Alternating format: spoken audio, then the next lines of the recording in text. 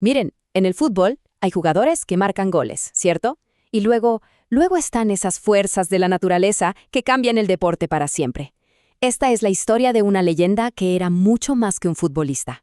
Era la pantera que puso a Portugal en el mapa del fútbol mundial. Y esta frase de verdad lo dice todo. Con esto nos damos una idea de la magnitud del mito.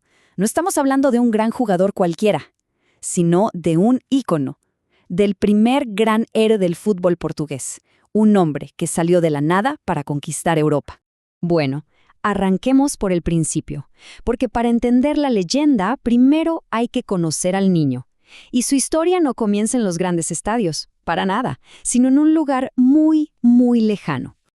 A ver, imaginen la escena, un talento puro que se forjó en las calles de tierra de Mozambique, sin nada, sin recursos, sin zapatos de fútbol, solo con una pasión que no se podía contener. Cada gol era un acto de pura imaginación y cada corrida una explosión de instinto. Y claro, cuando aparece un talento de esta magnitud, su historia no puede ser normal. Lo que pasó después no fue un simple fichaje. No. Fue más bien una trama digna de una película de espías, un verdadero atraco deportivo. Y es que de verdad, la realidad superó a la ficción. Su valor era tan inmenso, tan revolucionario para la época, que el club que lo descubrió, el Benfica, tuvo que armar todo un plan clandestino para que nadie, pero nadie, se los robara. Ahora, lo más increíble de toda esta maniobra es el nivel de secreto. O sea, no fue una negociación normal, fue una operación encubierta. Llegaron al punto de registrarlo con el nombre falso de mujer, Ruth Maloso, solo para despistar al equipo rival. Así de codiciada era la pantera. Ok, ya con el tesoro en sus manos, Eusebio no perdió el tiempo. Tenía que demostrar por qué tanto alboroto.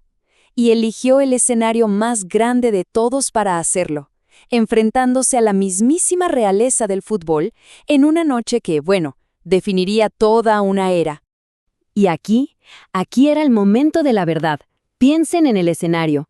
El Real Madrid, el invencible Real Madrid de Di Stéfano y Puskás ya casi se sentían campeones otra vez. Pero un joven de 20 años decidió que la historia iba a ser diferente. En la segunda mitad, simplemente desató una tormenta y reescribió el final del partido. Y este momento lo es todo. No fue solo una victoria, fue como una coronación. El mismísimo rey, Puskás, uno de los más grandes de la historia, le dio su camiseta al nuevo heredero, un gesto simbólico que le decía al mundo que había un nuevo rey en el fútbol europeo. Pero la historia no termina ahí. Conquistar Europa fue solo el comienzo, porque 3 años después iba a llegar a la cima del mundo, pero de forma individual.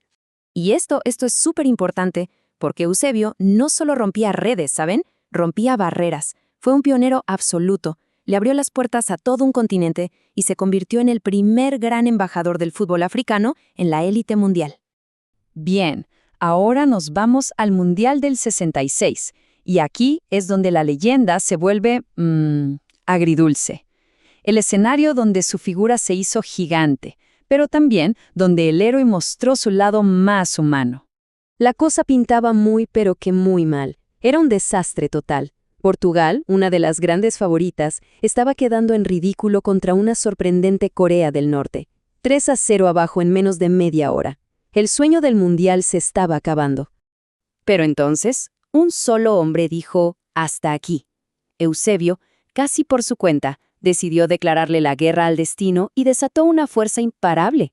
Marcó cuatro goles seguidos para liderar una de las remontadas más épicas que se han visto en un mundial.